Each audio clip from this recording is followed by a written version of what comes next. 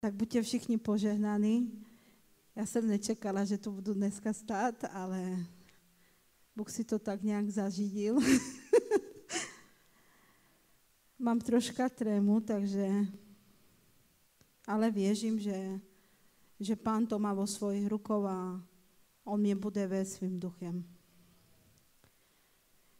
Chci vám říct, že nebylo to pro mě lehké, protože tím, že mám malého nemocného, tak jsem se nějak nevěděla dostat do slova, do modlitby, protože jsem musela kolem něho.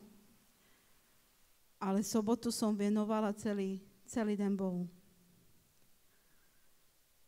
A tak jsem se modlila a v modlitbě mi přišlo, co mám mluvit. A i můj muž mi k tomu dopomohl, protože mi řekl, mluv o hříchu. A já jsem tak rozmýšlela, ale já chci mluvit to, co mi Bůh dá. A tak jsem se modlila za to a přišlo mi v modlitbě, že věřím, že to bylo od Boha na srdce, že mám mluvit ano o hříchu, ale i o Boží milosti. Tak jsem to tak zkombinovala a tak mám hřích a Boží milost. Takže pro začátek budeme mluvit o tom hříchu. Chci vám říct pro začátek, že hřích a Boží milost spolu úzce souvisí. Protože kdyby nebylo hříchu, nebylo by potřeba milosti.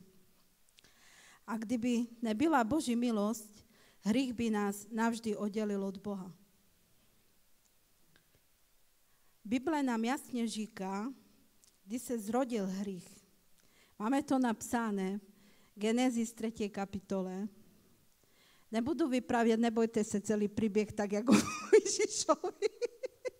Ale chci vám něco ohledně toho říct. Věřím, že všichni to poznáte, ten příběh o Adamovi a Evě, jak vznikl ten hřích, kdy Eva si vzala to zakázané ovoce a přišlo tam to pokušení. Takže když Satan v podobě hada v zahradě Eden, který stvořil Bůh pro Adama a Evu, pokoušel Evu, Bůh jim dal v té zahradě pojet z každého stromu ovoce, jen z jednoho uprostřed jim zakázal, že nesmí, bo zemřou. Byl to strom poznání dobrého i zlého. A Satan v podobě hada řekl Evě, že když zkusí ovoce zo stromu, z kterého jim Bůh zakázal, nezemře, jí se jí oči otevřou a bude poznat, co je dobré i zlé, a bude jako Bůh. Co si já myslím o tím? Dostala jsem myšlenku, v té chvíli, jak jsem to fakt četla, jsem dostala myšlenku, že Eva to neudělala jenom proto, že to ovoce bylo tak lákavé na ten pohled a měla chuť, ale hlavně udělala to proto, že Satan, jak jej řekl, že bude poznat to dobré i zlé a že bude jako Bůh, já si myslím, že Eva dostala tužbu potom. A ta tužba pronikla do jej srdca, do jej nitra. Ona si to dopustila, aby to proniklo do srdce.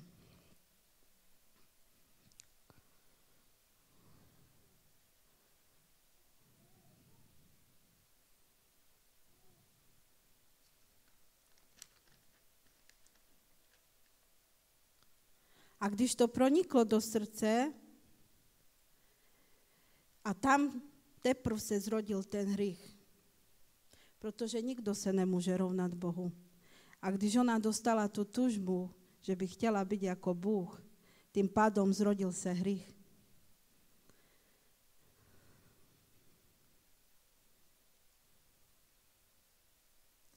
Samozřejmě tím, že to ovoce vzala a jedla a dala i Adamovi a jedl i on, z něho vykonal se ten hřích, který jich odloučil od Boha.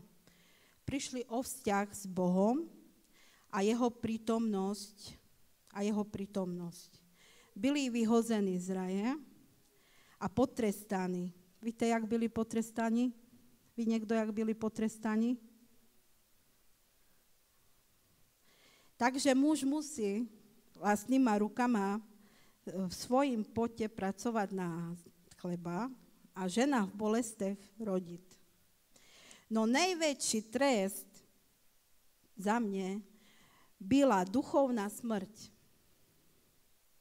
Odloučení od Boha, který je stvořil, protože, poďme do Bible, v Rímanom 6.23, mzdou hříchu je smrt. Hřích je jakýkoliv postoj nebo čin, který nás dáluje od Boha.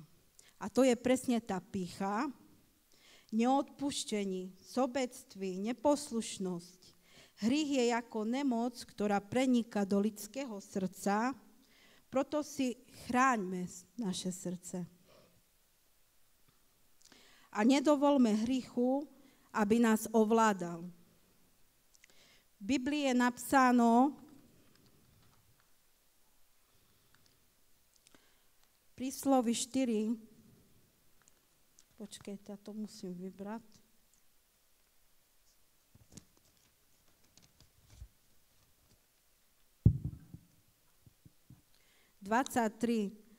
Nádevše si chrán svoje srdce, neboť z neho vychází život. Pak Rímanom 3.23. Všichni zrešili a sú daleko od Boží slávy. Ale sláva Bohu, že nás nenechal v hříchu. A dal nám milosť. Milosť je dar od Boha. A ten dar je Boží syn. Ježiš Kristus. Skrze neho prišla milosť na túto zem v tele. A tá milosť je pro každého človeka na odpuštení hříchu. Evangelium je dobrá správa, a to proto, že Boh poslal svého syna, Ježiša Krista, aby zaplatil za naše hříchy svojej smrti. A každý, kto vieří, že Ježiš Kristus je Boží syn, ktorý zemřel za naše hříchy, naše provinení a šel na kríž, na smrt, namiesto nás a tretího dne vstal z mŕtvych a tím zvíťazil, každý, kto v neho vieří, má večný život a je spasený.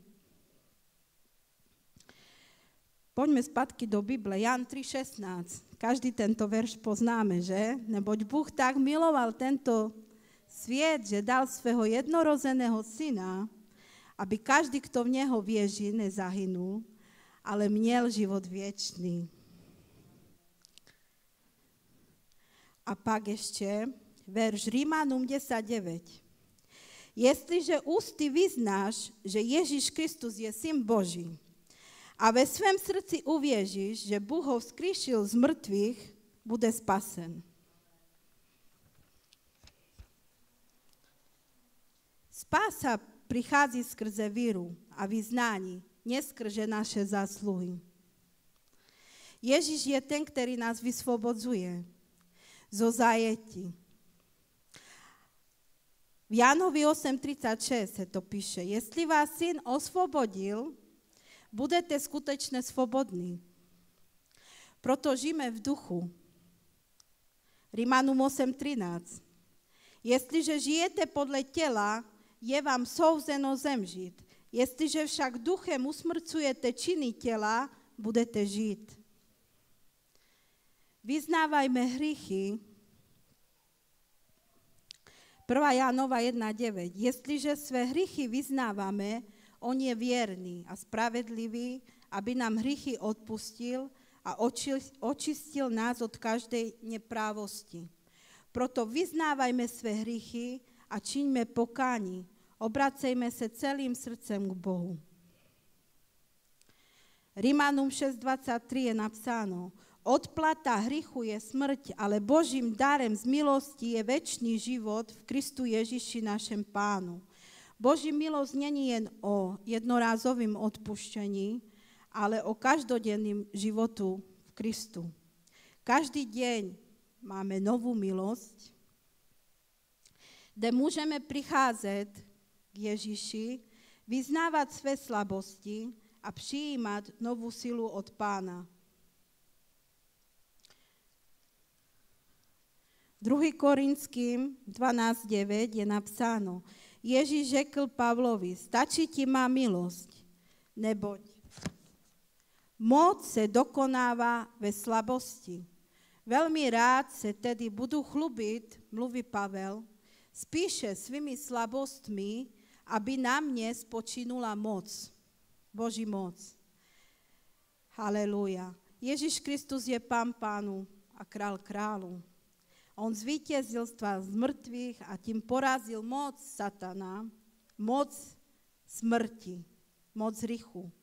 Má kliče ode všeho skrze víru v Ježíše Krista, nás duch, ktorého nám Bůh dal v nás, ožíva. A tak už nejsme mŕtvi v duchu, ale oživení duchom Božím. Jeho krví sme očistení a omilostení a uzdravení.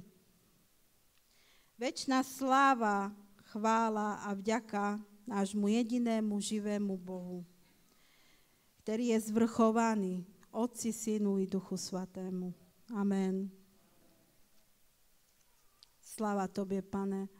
To je asi tak vše, s čím jsem se chtěla s váma sdílet, co mi Pán Bůh dal na srdce.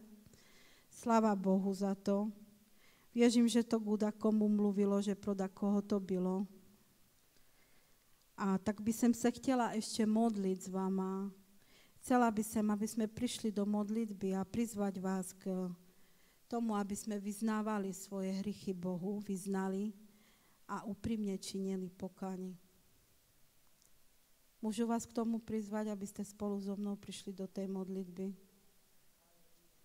Haleluja. Sláva Tobě, Pane Ježiši.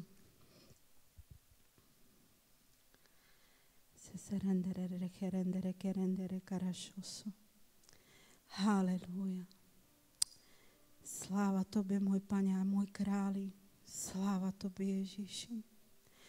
Pane, tak ja Ti vyznávam, Pane, že som hrišná, Bože. Vyznávam Ti, Pane môj, moje hriechy, Bože. Ty víš, Pane. Ty vidíš všechno, Bože, Otče. Pane, prosím Te, Pane, dej mi sílu, Bože, aby som všechno obstála, Bože. Prosím, Pane, očisti mne, Pane, svoji krvi, Pane, ktorú si za mne vylil na Golgote, Pane. Tak Te prosím, Pane, i za bratry a sestry, ktoré sú tady, Pane. Prosím, aby si nám odpustil, Bože, aby si nás obmil a umil svoj svatou krvi, Pane môj, králi môj. Procházej sa dnes mezi náma, Pane, a konej divy a zázraky mezi náma, Bože. Pane, prosím Te, Bože, ať sa obrátime od každého hrichu, Bože. Zanecháme, Bože. Zebereme, Pane, svoj kríž a následujeme Te, Pane. Ďakujem Ti za to, Ježiši, že si zemžel za mne, Pane, na kríži, Pane. A Tvoja krv, Pane, mne môže očisťovať každý deň, Bože, protože Ty si tá milosť, Bože, ktorá prišla na túto zem, Bože. Ďakujem Ti, Ježiši, za to, Pane môj, králi môj, že Pane, Ty si trpiel za moje provinenie, Bože. Ty si trpiel a vzal si hriechy z tohto sveta na sebe, Pane. Ďakujem Ti, Pane, že si, Pane, z lásky k nám šel na ten kríž, Bože. Protože nebyli to ty ževiky, ktoré Te držali na tom kríži, ale byla to láska, Pane, k Tobě, k nám, Bože. Láska k nám, Bože, ktorá Te tam držela, Bože. Ja Ti ďakujem, Bože, že nás miluješ takých, akí sme, Bože. A očisťuješ nás od každého hrichu. A v Tobě, Pane, sme, Pane, čistý, Bože, v Tvojich očích, Bože, sme Tvé deti, Bože. Ďakujem Ti za Tvoju milosť, Bože, ktorú nám dávaš každý deň. Ďakujem Ti za všechno, Pane. Dej nám sílu, Bože, na každý deň, aby sme kráčali po Tvojej ceste a znovu sme si vyberali Teba, Bože, a vyznávali, že Ty si jediný Pán a král našeho srdce, našeho života, ktorému patrí veškerá chvála, sláva, česť i moc na večné veky vekov. Amen.